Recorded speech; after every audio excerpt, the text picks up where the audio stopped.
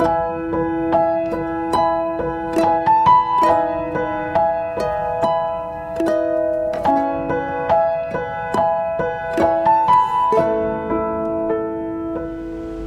kita berdoa terlebih dahulu.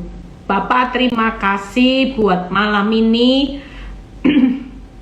Kalau hamba-Mu masih diberi kepercayaan terus untuk berbagi firman, kekuatan buat kami, karena kami tahu hari-hari ini perjuangan kami adalah perjuangan melawan roh-roh jahat di udara, melawan semua tipu daya iblis.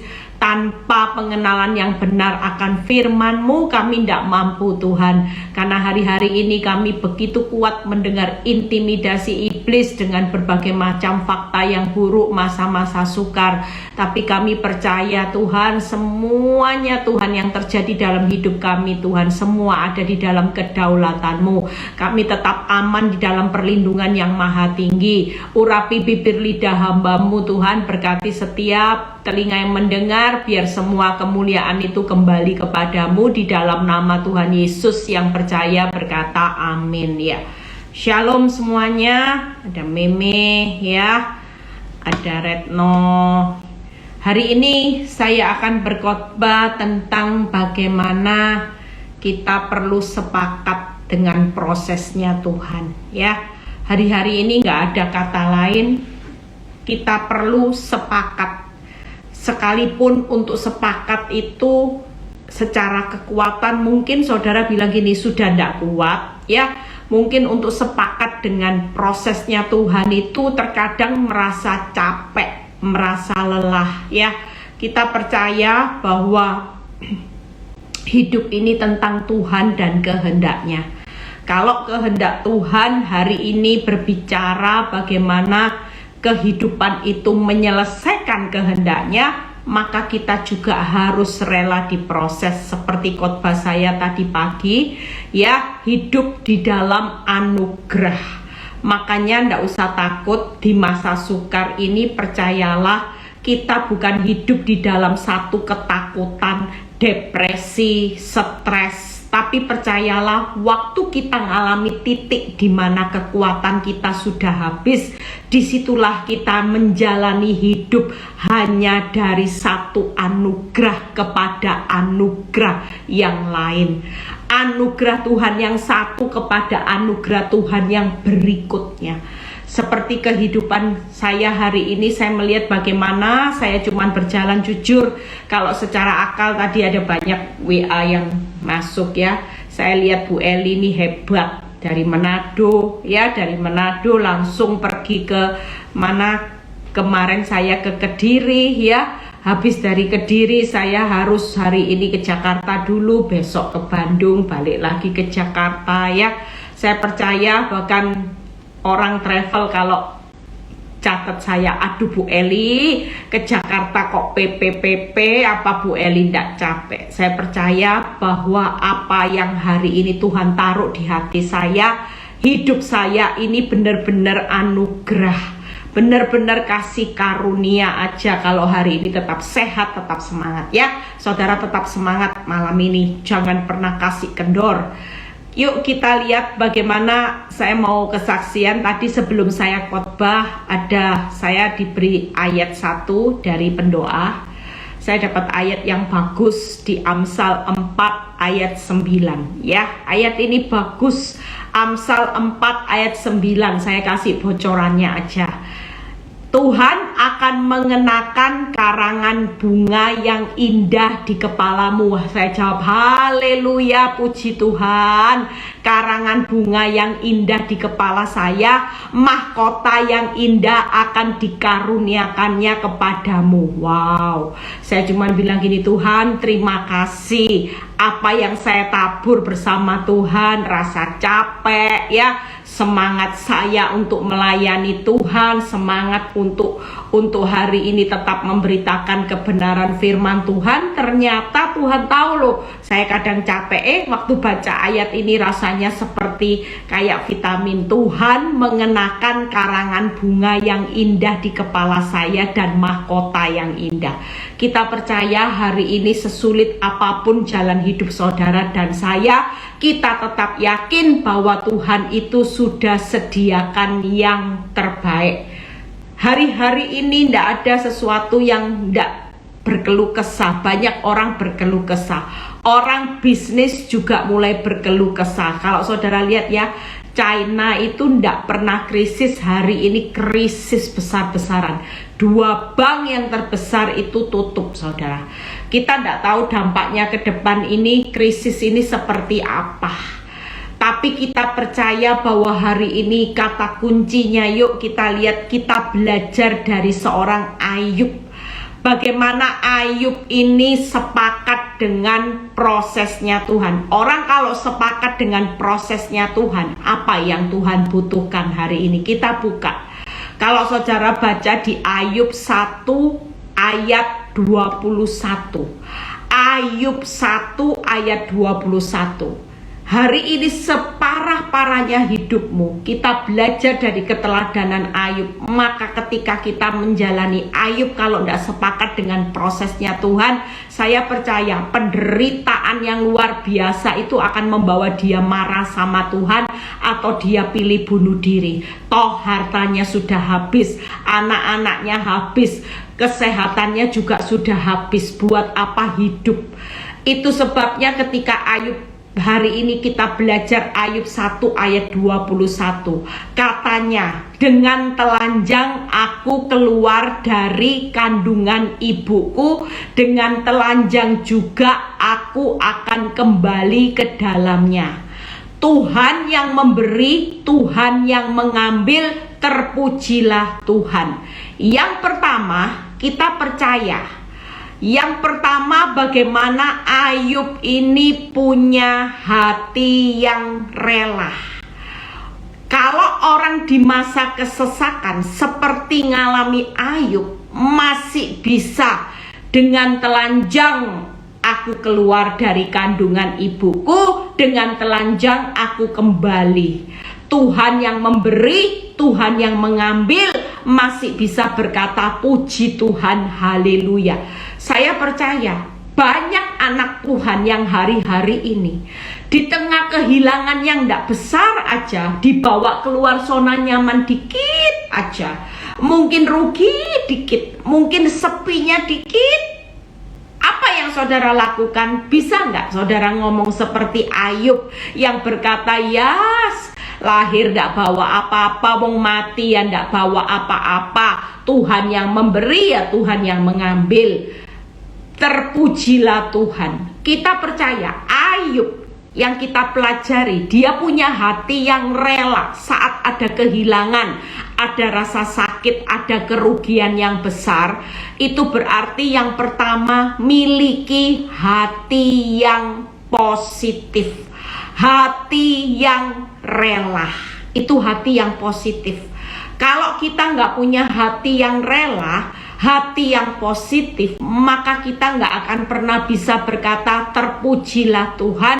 Yang ada di hati saudara cuman isinya sedih, depresi. Saudara akan mengalami hari ini tawar hati sama Tuhan. Atau mungkin yang paling terparah, saudara akan marah. Yang pertama. Yang kedua, kita belajar dari seorang Ayub, yaitu Ayub 2 ayat 10b. Ayub 2 ayat 10b. Apakah kita mau menerima yang baik dari Allah, tetapi tidak mau menerima yang buruk? Dalam kesemuanya itu Ayub tidak berbuat dosa dengan bibirnya. Yang kedua, kalau kita mau sepakat dengan prosesnya Tuhan, selain hati yang positif atau rela, yang kedua yaitu berkata yang positif. Hari ini yuk kita katakan, iya Tuhan, selama ini aku tahu aku sudah melihat kebaikan Tuhan.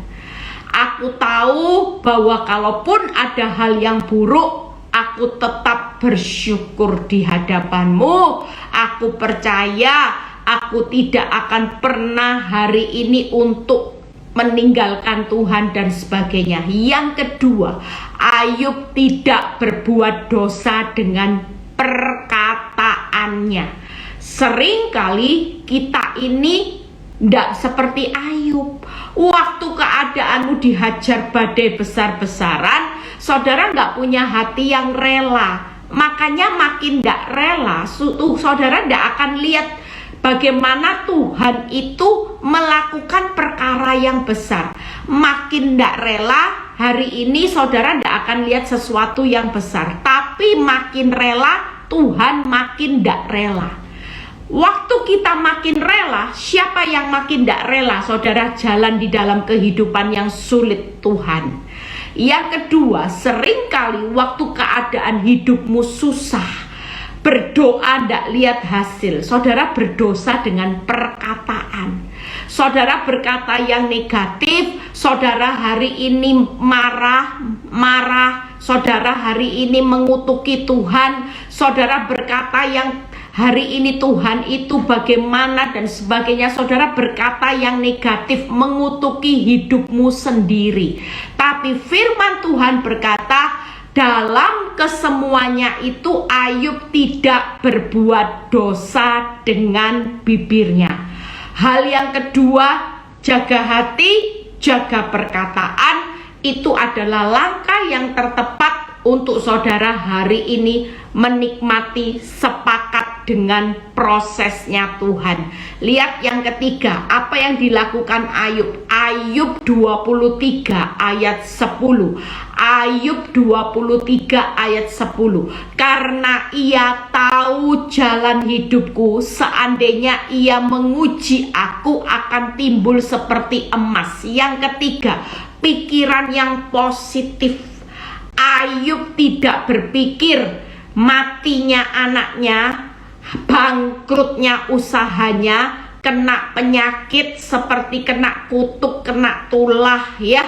Hidupnya ditinggalkan teman-temannya termasuk istrinya sendiri, yaitu hari itu juga marah ya, menghakimi Ayub. Kira-kira hidup seperti Ayub ini ngalami keadaan yang semua aspek kehidupannya hari itu ngalami masalah.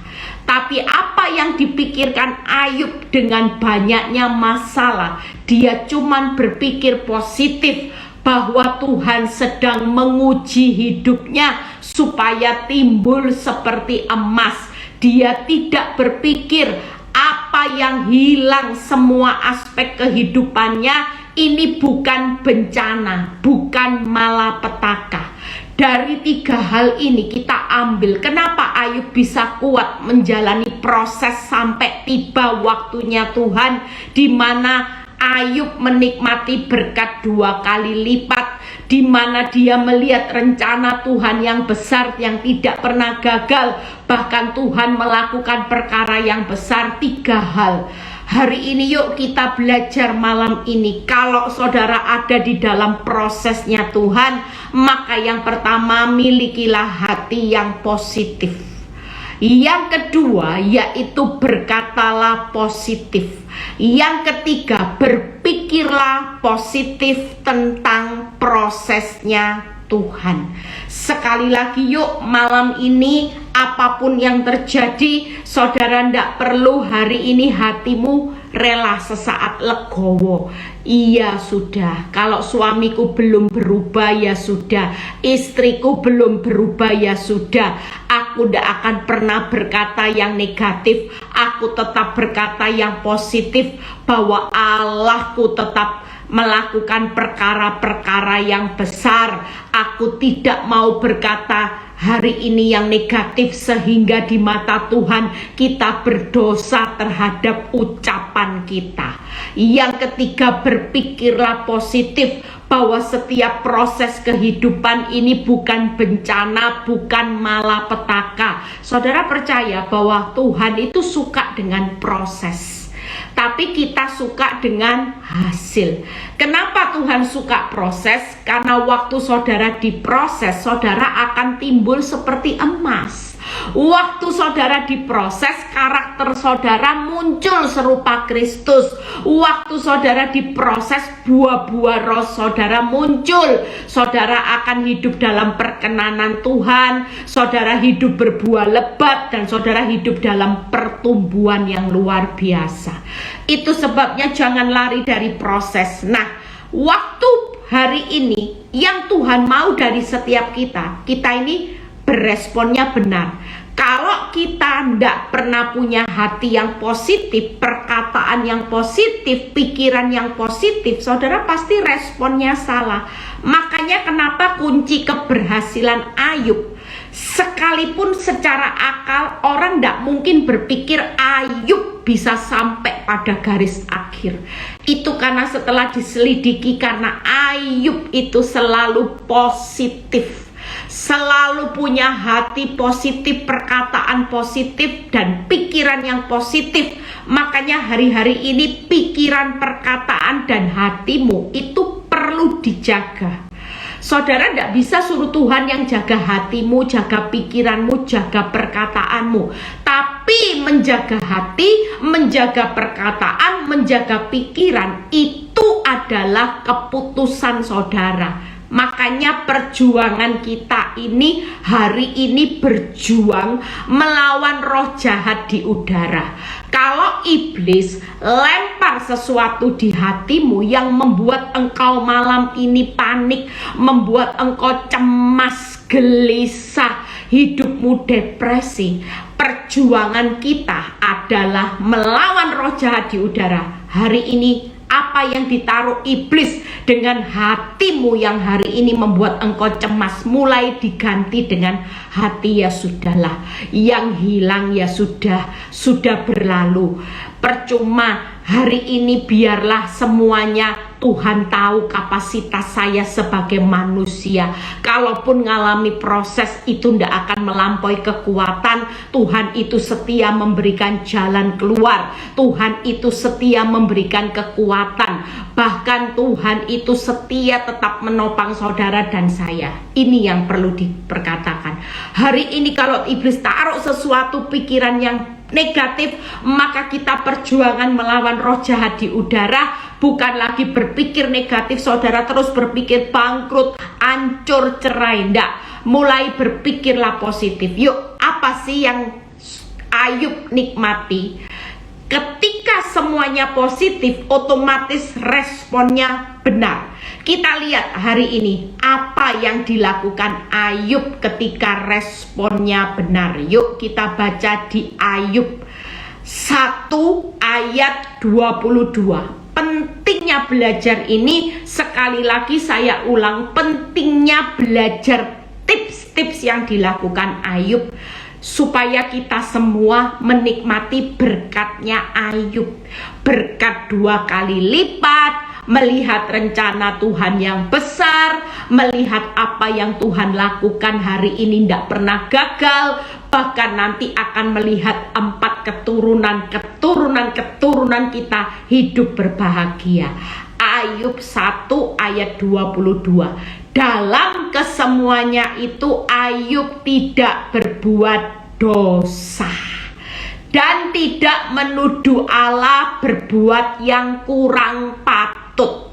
Jujur, kalau saudara ngalami di titik ini, saudara ngalami keadaan yang bertubi-tubi, ngalami keadaan yang buruk seperti Ayub, saya percaya pasti orang itu berbuat dosa dan pasti menuduh atau marah kepada Allah, berbuat yang kurang patut. Artinya apa? Kadang-kadang kita juga menjadi marah sama Tuhan, kita ancam Tuhan, kita berkata, Tuhan di mana Tuhan? Bahkan berbuat yang kurang patut. Seringkali kita juga menjual iman kita dengan berbuat dosa, kompromi dosa, pergi ke paranormal dan sebagainya untuk mencari solusi masalah. Tapi sekali lagi kita melihat bagaimana kehidupan Ayub. Ayub ini orang yang luar biasa, sampai firman Tuhan berkata Ayub itu loh tidak berbuat dosa. Bahkan bahkan walaupun dihabiskan ludes, dia tidak menuduh Allah berbuat yang kurang patut. Percayalah, semua proses ini hidup itu hanya sekilas. Hidup ini hanya sejenak, saudara. Tapi selebihnya nanti kita akan menikmati kebahagiaan sampai keturunan. Bahkan bahagianya itu bukan sesaat, tapi selama-lamanya.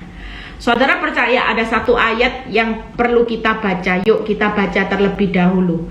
Jadi hari ini tidak usah kaget. Makanya perjuangan melawan roh jahat di udara itu perlu kita baca hari ini. Yuk, karena ayat ini sangat menentukan pemikiran saudara. Kenapa sih Tuhan itu kok sepertinya tega sama Ayub? Nah ini Ayub 1 ayat 6. Yuk kita baca Ayub 1 ayat 7. Maka bertanyalah Tuhan kepada iblis, dari mana engkau? Lalu jawab iblis kepada Tuhan, dari perjalanan mengelilingi dan menjelajah bumi. Lihat ya, iblis itu kerjaannya berjalan berkeliling, menjelajah bumi untuk cari target hari-hari ini.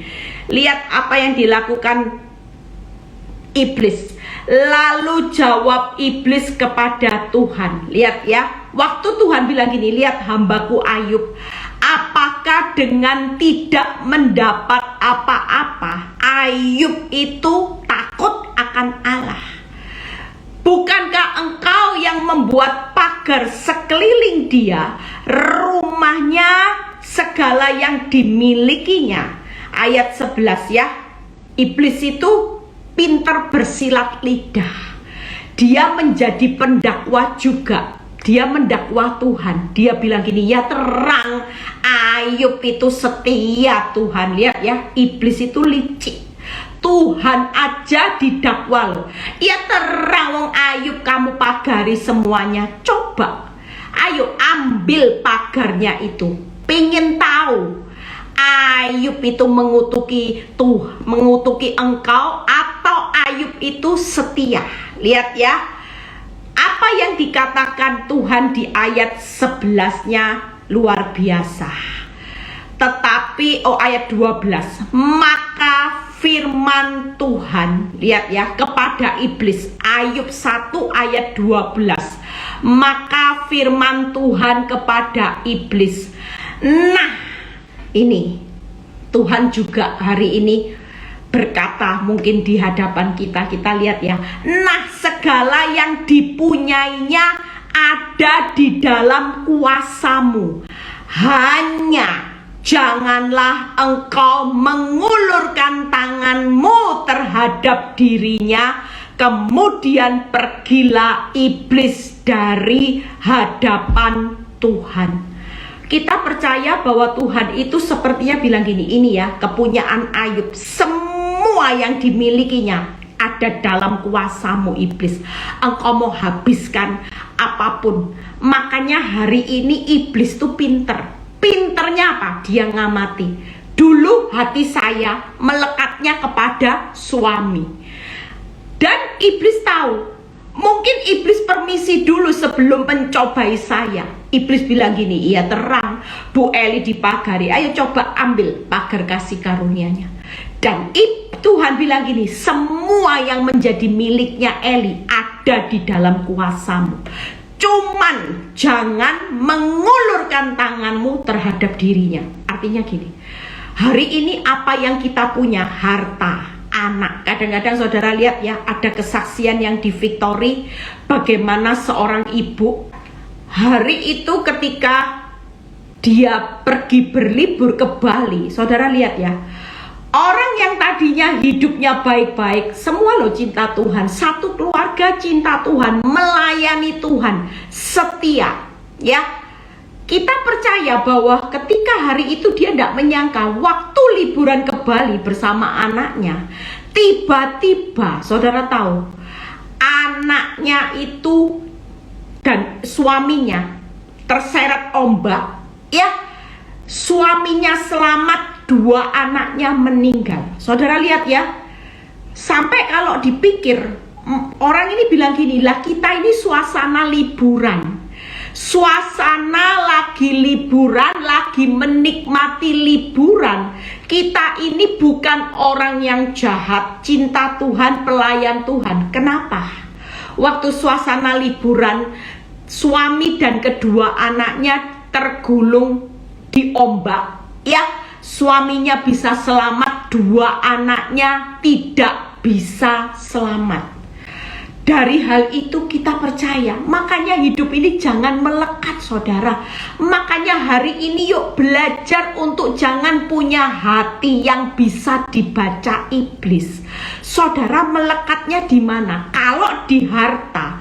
Karena jelas firman Tuhan itu berkata sama iblis, segala yang dipunyai ada dalam kuasamu. Artinya, saudara punya harta hari ini bisa habis dalam sekejap, karena semuanya diberikan kuasa untuk iblis. Mau habiskan harta, mau habiskan kenyamanan, semua ada di dalam kuasamu.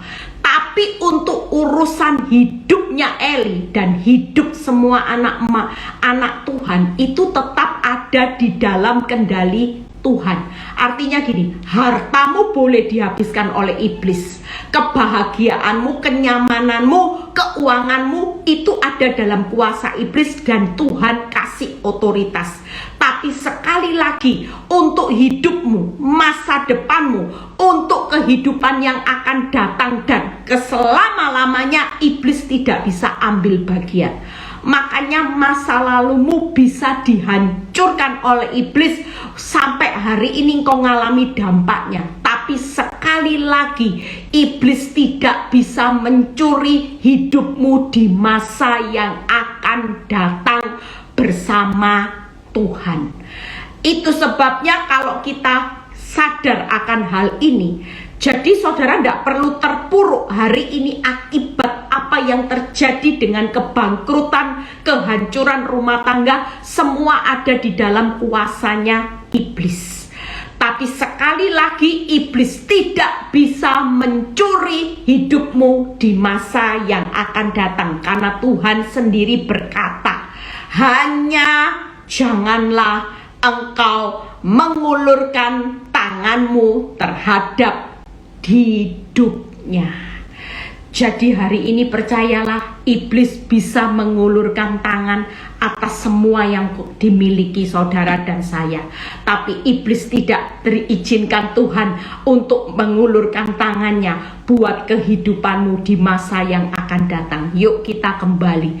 Bagaimana Ayub tidak berbuat dosa. Yang kedua kita baca. Ya, malam ini kita banyak buka ayat supaya malam ini pemikiran saudara mulai berubah. Kenapa ya Tuhan? Kok ada orang yang sudah setia melayani Tuhan? Kenapa Tuhan? Kok hartanya bisa hilang? Kenapa Tuhan? Kok hari ini bisa anaknya meninggal, bisa bangkrut? Jadi kita tidak perlu kaget. Karena apa yang jadi milik kita itu Tuhan bilang, iblis kamu mau ambil untuk uji, it's okay, tapi tidak untuk hidupnya dan masa depannya. Yang kedua, Ayub 5 ayat 8. Yang pertama, tidak berbuat dosa, ya. Yang kedua, respon Ayub waktu semuanya positif. Lihat, tetapi tentu aku mencari Allah, dan kepada Allah aku akan mengadukan perkaraku. Yang kedua, Ayub itu mencari Tuhan. Rahasia Ayub yang pertama tidak berbuat dosa. Ayub mencari Tuhan. Hari ini yuk, jangan pernah curhat dengan siapapun ketika keadaanmu sudah sangat terdesak. Kita mau ambil satu langkah, yaitu mencari Allah dan mengadukan perkara kita kepada Allah. Hari ini yuk cari Tuhan. Makin gila-gilaan aja cari Tuhan. Kita percaya kalau malam ini saudara dan saya melakukan tidak berbuat dosa, dan saudara percaya hari ini makin gila-gilaan mencari Allah, maka saudara akan lihat apa yang dihasilkan pada akhirnya 2 kali lipat. Kita semua juga pasti akan menikmati. Yang ketiga, yuk kita buka Ayub 9 ayat 15a. Ayub 9 ayat 15a. Walaupun aku benar, aku tidak mungkin membantah dia. Wow, seringkali kita berbantah loh sama Tuhan. Ayub ini rahasianya keren, saudara. Ayub ini walaupun dia bilang gini, walaupun kalau aku benar, walaupun aku ini orang benar, misalnya Tuhan, aku ini sudah saleh, aku ini sudah pelayanan, aku sudah sumbang gereja, aku sudah khatam baca Alkitab, aku sudah berdoa, tapi kenapa Tuhan ambil anakku? Kenapa Tuhan ambil hartaku? Tapi apa yang dilakukan Ayub? Ayub berkata, walaupun aku benar, aku tidak mungkin membantah dia, membantah Tuhan. Artinya gini, sekalipun, kalaupun seperti orang yang sudah setia sama Tuhan, waktu liburan di Bali, anaknya 2 meninggal dalam seketika. Anaknya cuma 2. Lah kalau 2, kita mungkin berpikir gini, Tuhan, mbok ya 1. Wong anaknya cuma 2, lah kok diambil 2. Ya Tuhan ini ngerti kek. Tangkep ya saudara, Tuhan mbok punya perasaan, sisai dong anaknya 1. Apalagi mungkin dalam hal ini waktu anaknya meninggal, anak ini sudah besar, otomatis orang tuanya, mamanya mungkin sudah mati haid juga. Mungkin untuk harapan punya anak lagi sudah tidak mungkin. Kira-kira saudara jadi penonton, saudara mungkin bilang gini, tega ya Tuhan itu, sudah tahu mamanya tidak mungkin produksi anak lagi. Lah kenapa 2 diambil? Kenapa tidak 1 aja? Tapi dalam hal ini Ayub juga ngalami. Kenapa harus semua anaknya diambil? Kenapa semua hartanya diambil? Kenapa penyakit begitu parah datang bertubi-tubi? Kenapa istrinya juga sangat menghakimi dia? Tapi Ayub yang luar biasa, Ayub berkata, walaupun ada alasan, aku ini benar Tuhan, aku saleh, tapi Ayub tidak membantah Tuhan. Itu sebabnya kenapa saya pelajari dari Ayub, saya bilang gini, iya Tuhan, karena apa? Karena Ayub ini hatinya positif, pikirannya positif, perkataannya positif, makanya dia berbuat, responnya benar. Tapi kata kuncinya yaitu hati, perkataan, dan pikirannya. Ketika responnya benar, ia tidak berbuat dosa. Justru di tengah masa sukar, ia makin gila-gilaan cari Tuhan, mengadukan perkaranya kepada Tuhan, dan dia tidak membantah Tuhan. Malam ini yuk kita tidak perlu protes sama Tuhan. Kenapa ya Tuhan, saya ini sudah setia kok, suami saya tambah parah. Tidak usah saudara, kita akan belajar untuk melakukan sesuatu yang terbaik untuk menyenangkan Tuhan.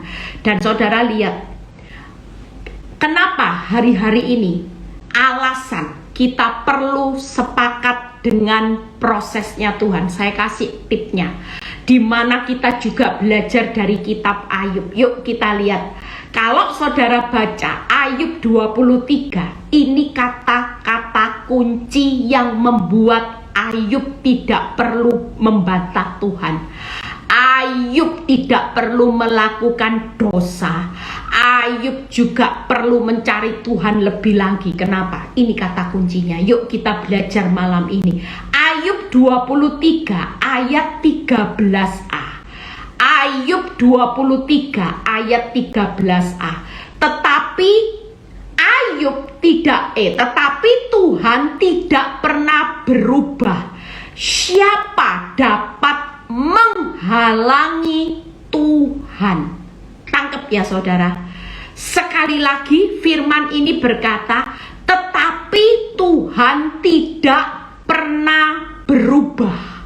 Siapa Apa dapat menghalangi Tuhan? Malam ini semua boleh berubah. Keuanganmu berubah jadi bangkrut, suamimu yang setia berubah selingkuh, istrimu yang setia kabur dari rumah.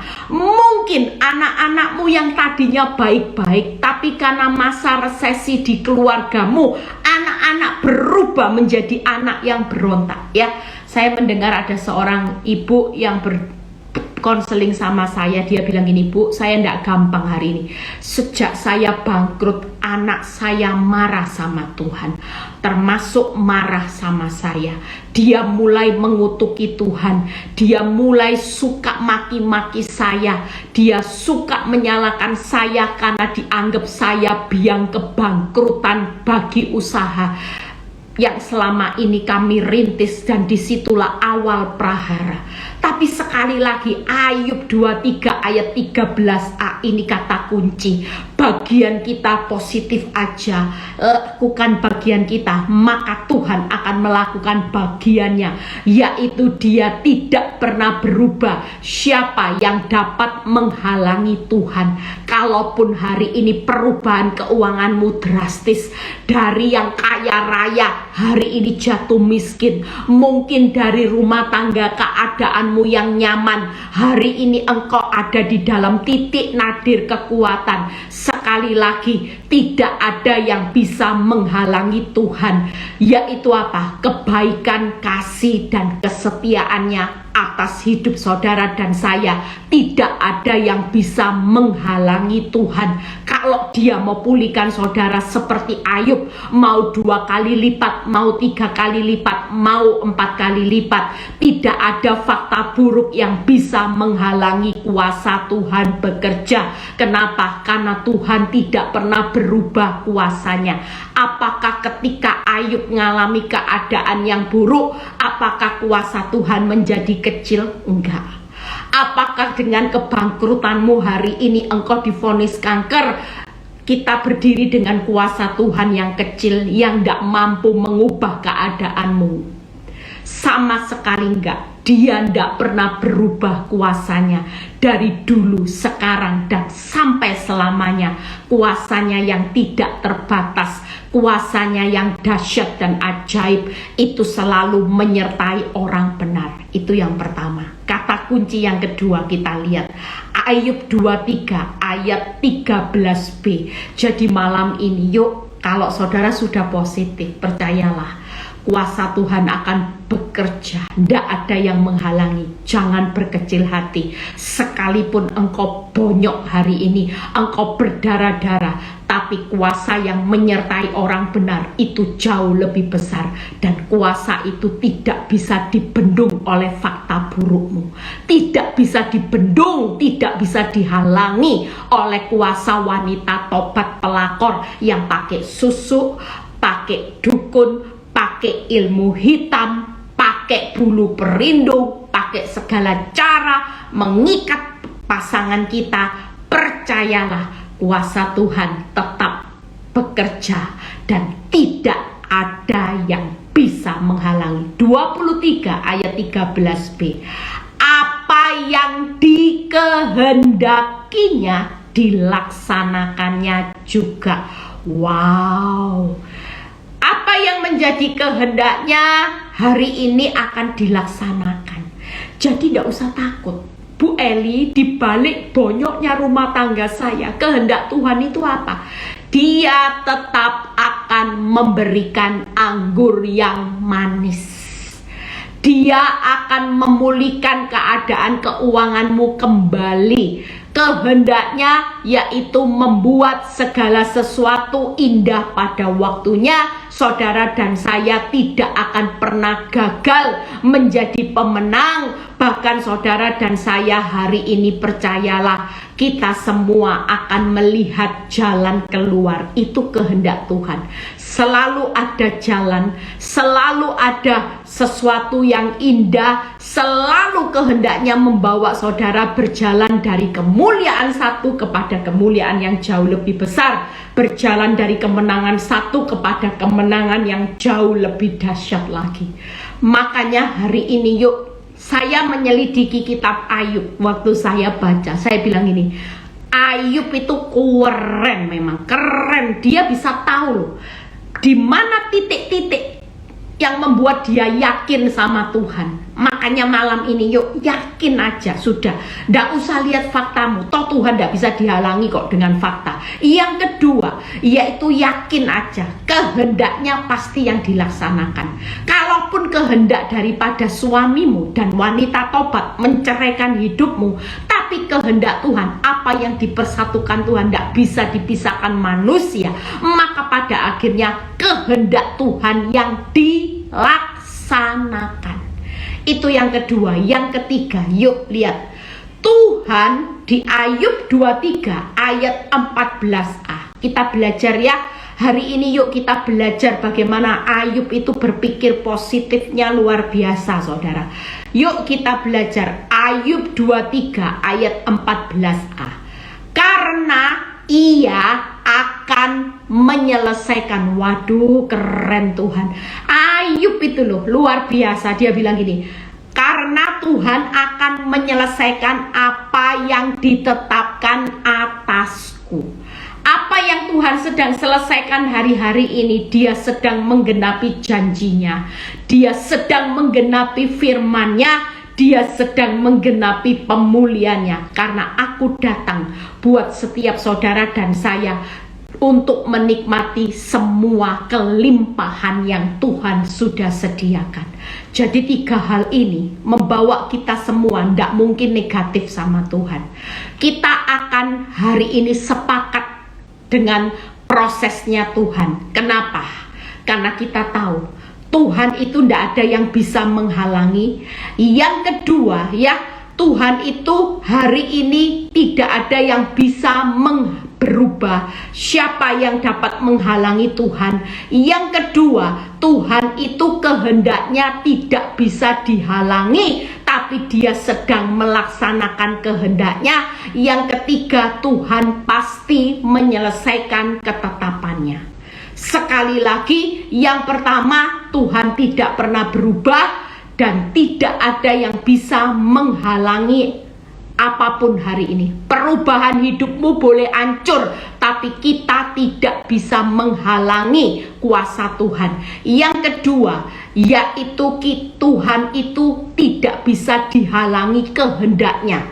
Artinya apa yang dikehendakinya pasti dilaksanakan. Yang ketiga, Tuhan pasti menyelesaikan ketetapannya. Ayub 23 ayat 13 dan 14 ini disimpan, saudara.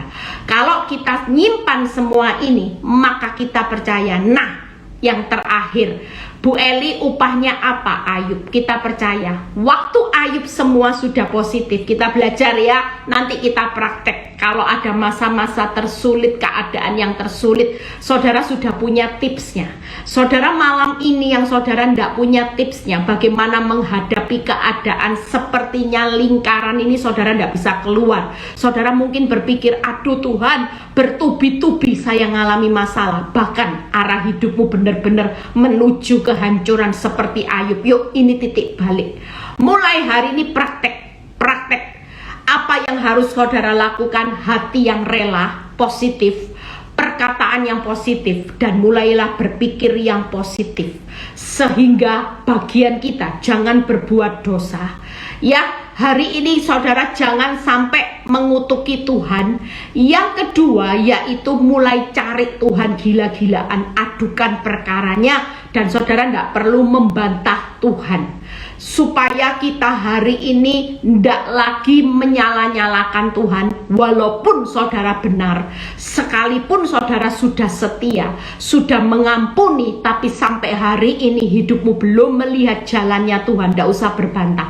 Makin berbantah, makin tidak rela, maka Tuhan tidak akan bekerja. Tapi makin rela, makin tidak berbantah, Tuhan yang tidak akan rela membuat hidupmu hari ini pasti dipulihkan berlipat-lipat. Upah Ayub apa saudara yang sering kita lihat? Yaitu Tuhan melakukan pemulihan dalam semua pergumulannya.